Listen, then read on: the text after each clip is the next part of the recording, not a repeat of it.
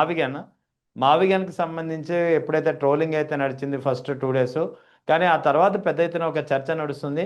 నిజంగా మావిగన్ సాధ్యమే కదా, అమరావతితో పోలిస్తే మావిగన్ ఒక మంచి ప్రతిపాదన కదా అనే ఒక భావన వ్యక్తమవుతుంది అనేది వినిపిస్తోంది. మీరేమంటారు? జస్ట్ ఒక ఫైవ్ ఖచ్చితంగా సిక్స్ అండి. Minutes irrespect of five party, six మినిట్స్లో కంక్లూడ్ చేసేయండి. Right. Irrespect of party affiliations, yeah. All intellectuals ఖచ్చితంగా నిజాయితీగా ఆలోచించి అందరూ అంటే ది పర్సంటేజ్ ఏమిటంటే ఇంటలెక్చువల్స్ పర్సంటేజ్ నిజమే బాగుంది ఈ ప్రతిపాదన. 2 లక్షల కోట్ల రూపాయలు, 3 లక్షల కోట్ల రూపాయలు, ఓ 15-20 ఏళ్ళు 30 ఏళ్ళు శాశ్వతంగా నిర్మాణ కార్యక్రమంలో మునిగిపోతే కొన్ని జనరేషన్స్ కనుమరుగైపోతాయి. అలా కాకుండా త్వరితగతిన మనం నిర్మాణం చేసుకోవాలి. అత్యల్పమైన ఖర్చుతో ఓ 50 లక్షలు, 60 లక్షలు, లేకపోతే 30 లక్షలు, 40 లక్షల కోట్లు, 2 లక్షల కోట్లు కాదు, ఇలా తక్కువగా, దాంట్లో 1/5 కూడా అక్కర్లేదు అన్నట్టుగా చెప్తున్నారు. 1/5 కూడా అక్కర్లేదు. కాబట్టి దాంట్లో ఈవేళ ఆల్రెడీ మీరు చెప్పారు మచిలీపట్నం. ఈవేళ మచిలీపట్నం అన్ని రకాలుగాను కూడా భారతదేశంలో ప్రధానమైన పోర్ట్ సిటీస్ లో పోర్ట్ సిటీ కాబోతోంది. మచిలీపట్నం, విజయవాడ, దెన్ గుంటూరు, ఇవన్నీ కూడా స్మార్ట్ సిటీస్. ఆల్రెడీ డ్రైనేజ్ కోసం ఎంత ప్రభుత్వం ఖర్చు పెడుతోంది, రోడ్ల కోసం ఎంత ప్రభుత్వం ఖర్చు పెడుతోంది, ఇన్ఫ్రాస్ట్రక్చర్ ఉంది, ఎగ్జిస్టింగ్ ఇన్ఫ్రాస్ట్రక్చర్, దాన్ని ఉపయోగించుకోవాలి. కార్మిక శక్తి ఆల్రెడీ అక్కడ లొకేట్ అయి ఉంది. Technical persons are there, and power is there, and water resources are there, and land laying also కూడా పెర్ఫెక్ట్ ల్యాండ్ లేయింగ్, అది చక్కటి ల్యాండ్ లేయింగ్ ఉంది. కాబట్టి మూడు నగరాలని కనెక్ట్ చేస్తూ ఒక కారిడార్ లో రాజధాని నిర్మాణం చేయడం ప్రతిపాదనని హర్షిస్తున్నారు, అంగీకరిస్తున్నారు, ఆ ప్రతిపాదనని సమర్థిస్తున్నారు. ఈ మధ్య కాలంలో మీరు చూసారు లేదో, మొదలు పెట్టారు అప్పుడే. మీరు ఏ ఇష్యూని మొదలు పెడతారో, ఏ ఇష్యూని దాచేస్తారో, ఏదైతే మీరు ప్రతిపాదిస్తారో ఆల్టర్నేటివ్ ప్రతిపాదనని, అది మాదే, అది మా ప్లానే చెప్పినట్టు ఉంది. ఫస్ట్ లో అయితే డిఫెన్స్ లో పడ్డారు, ఫస్ట్ లో డిఫెన్స్ లో పడ్డారు. ఆ తర్వాత వాస్తవం అర్థమయ్యేటప్పటికి ఇదంతా మా ప్లాన్ లో ఉన్నదే అని చెప్పి మాట్లాడుతున్నారు. సిఆర్డిఏలో ఉంది, మళ్ళీ సరిగ్గా సిఆర్డిఏని చదవరు. సిఆర్డిఏ మీద అవగాహన లేదు. సిఆర్డిఏ యాక్ట్ అంటే ఏమిటి, ఆ యాక్ట్ లో ఏ గ్రామాలు ఉన్నాయి, ఆ యాక్ట్ ఏరియాలో ఏరియా, సిఆర్డిఏ ఏరియా ఏమిటి, సిఆర్డిఏ యాక్ట్ లో క్లియర్ గా ఉంది 29 గ్రామాలు మాత్రమే అని. కానీ ఇప్పుడు మావిగన్ ప్రతిపాదన వచ్చాక మచిలీపట్నం వరకు సిఆర్డిఏ ఉందని చెప్పి సాక్షాత్ చంద్రబాబు నాయుడు కూడా చెప్తున్న పరిస్థితి. అది బాగా చేసేస్తే బాగానే ఉంది, కానీ మనకి అభ్యంతరం లేదు. కానీ దాన్ని చదవకుండా మచిలీపట్నం కూడా సిఆర్డిఏలో ఉందని తప్పుడు ప్రచారం, తప్పుడు స్టేట్మెంట్ ఇస్తే ముఖ్యమంత్రిగా ఆయన సమర్థతని నేను డౌట్ చేస్తున్నా. ఆయన తప్పది. ఆయనకి తెలియకపోతే ఇచ్చాని చేయాలి. ఎంతసేపు అండి, కుర్రాన్ని అడిగితే ఎవరిని అడిగినా చెప్తారు. అవును, నాకు సిఆర్డిఏలో ఉన్న గ్రామాల లిస్ట్ ఇవ్వయ్యా అంటే ఎవరైనా ఇస్తారు.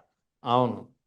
మచిలీపట్నం ఉందా లేదా, విజయవాడ ఉందా లేదా, గుంటూరు ఉందా లేదా, ఈవెన్ ఎలిమెంటరీ స్కూల్కి వెళ్ళే స్టూడెంట్ తెలుసు దాంట్లో 29 గ్రామాలు తప్ప ఇంకేమీ లేవు అని. ఎందుకు తప్పుతారు పట్టిస్తారు, ఎందుకు మిస్లీడ్ చేస్తారు? పర్పస్ఫుల్ గా మిస్లీడ్ చేస్తా, మిస్లీడింగ్ లో మీరు డిఫెన్స్ చేసుకోవడానికి యూటర్న్లు చేసుకుంటారు. మీరు స్టేట్మెంట్ ఇస్తారు, ఆ స్టేట్మెంట్ లో పసలేదని తెలిసే వెంటనే యూటర్న్ తీసుకుంటారు, ఆ తర్వాత 0 టర్న్ తీసుకుంటారు. వద్దండి, ప్రజలు విసుగుపోతున్నారు. అధికారంలో ఉన్న మిమ్మల్ని ప్రశ్నిస్తే కేసులు పెడుతున్నారు, గోల్ పెడుతున్నారు అందరూ. ఓ మ్యాన్ మిస్సింగ్ కేసు, ఒక అరెస్ట్ చేశారు, నా భర్త కనపట్లేదు, అరెస్ట్ చేశారని చెప్పుకుంది ఒక ఆవిడ. లేదు మేము అరెస్ట్ చేయలేదన్నారు, ఏపీ హైకోర్టులో జరిగింది. హెబియస్ కార్పస్ లేదు, నేను అరెస్ట్ చేయలేదంటే అరెస్ట్ చేయలేదా, అయితే ఈ వ్యక్తిని తీసుకొచ్చి మా దగ్గర హాజరుపరచండి, మేజిస్ట్రేట్ కోర్టులో కాదు హైకోర్టులో వచ్చి హాజరుపరచండి అన్నప్పటికీ ఏఎస్ఎస్ పొరపాటు అయిపోయింది, మన ఈ మధ్య 2 రోజుల క్రితం అరెస్ట్ చేసామని చెప్పారు. ఏది ఎక్కడికి వెళ్ళిపోతున్నాం? కాబట్టి మిమ్మల్ని ప్రశ్నించే వాళ్ళ మీద కక్ష సాధింపు చర్యలు ఆపేయండి. మిమ్మల్ని ప్రశ్నించడంలో ప్రశ్న యొక్క ఉద్దేశం సలహా మాత్రమే. మీరు ప్రశ్నించినా, నేను ప్రశ్నించినా సలహాయే దాంట్లో దాగి ఉంటుంది. For good governance, our intention is to for good governance. Jaganmohan Reddy గారు ఏదో ప్రతిపక్ష నాయకుడిగా, రాజకీయ నాయకుడిగా, మాజీ ముఖ్యమంత్రిగా నీకు ఒక సలహా ఇచ్చాడు. మావిగా దాని పేరు ఏది పెట్టు, నువ్వు మా పేరు మార్చేసే కావస్తాయి, తిరగేసే గుంటూరు, విజయవాడ, మచిలీపట్నం తిరగేసి చెప్పుకోండి మీరు కావస్తాయి. లేకపోతే గ్రేటర్ అమరావతి అని పెట్టుకోవచ్చు సార్, నష్టం ఏముంది ఇప్పుడు? గ్రేటర్ అమరావతి కూడా కల్పిస్తే గ్రేటర్ అమరావతి. అది భారతదేశంలో మన నగరాలన్నీ మనవే కదా, ఇక్కడవే. అవును. అది గుంటూరు అయినా, మచిలీపట్నం అయినా, విజయవాడ అయినా, ఇవి పాకిస్తాన్ లో లేవు, ఆంధ్రప్రదేశ్ లో ఉన్నాయి. కాబట్టి దాన్ని అంగీకరిద్దాము. ప్రత్యేకంగా వెళ్ళిపోయి ఎక్కడో మీరు ఇగో ప్రాబ్లంతో అవతల వాళ్ళని విభేదించడమే, చెప్పిన వాడిని అవును. ప్రతి వాడిని విభేదించడమే. అన్ని యా. నేనే, అన్ని ఆవిష్కరణలు నావే. ఉమ్. ఆ యాటిట్యూడ్ నుంచి కనుక తప్పుకోనంత వరకు మంచి నాయకత్వాన్ని ఎవరు అందించలేరండి. మంచి రైట్ సార్. నాయకుడు ఇచ్చిన సలహాను కూడా స్వీకరించడం అనేది ఒక హుందాతనం, రైట్ రైట్. నాయక లక్షణం కూడా. అవును. నాయకుడి యొక్క గొప్ప లక్షణం ఎవరి సలహా ఇచ్చినా స్వీకరించడం. అవును. అయితే నీ దగ్గర ఉన్న బ్రెయిన్ ఉందండి, ఇంకో నా బ్రెయిన్ మీ బ్రెయిన్ కలిపామండి, కొత్త బ్రెయిన్ ఉమ్. వస్తుందేమో. దాన్ని ఏమంటారు, కొత్త లిస్ట్ కొత్త కొత్త ప్రోడక్ట్ పుట్టుకొస్తుంది. అవును. కాబట్టి ఈ విషయంలో ప్రజలందరికీ అర్థమైందండి. ఈ అమరావతి అనేది ఇప్పుడెప్పుడే తేలదు, దీని వెనకాల కొంతమంది లక్ష్యాలు ఉన్నాయి. మళ్ళీ ఈ 37,000 ఎకరాలు ఏదైతే పూల్ చేశారో సిఆర్డిఏ దాని కింద, అది కాకుండా అప్పటికే గవర్నమెంట్ 17,000 ఎకరాల ప్రభుత్వాలు ఉన్నాయి. అవును. అది కాకుండా ఇప్పుడు ఇంటర్నేషనల్ ఎయిర్పోర్ట్ వంకతో ఇంకా 50,000 ఎకరాలు తీసుకుందాం అనుకుంటున్నారు. ఉమ్.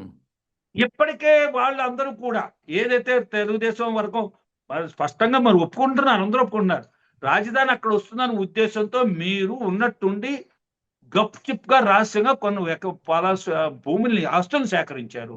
కాబట్టి అవి కూడా మీ చేతిలో ఉంటాయి. కాబట్టి పేదవాడికి ఓ టీ కొట్టు పెట్టుకునే అర్హత అవకాశం లేని రాజధాని కన్నా అవును.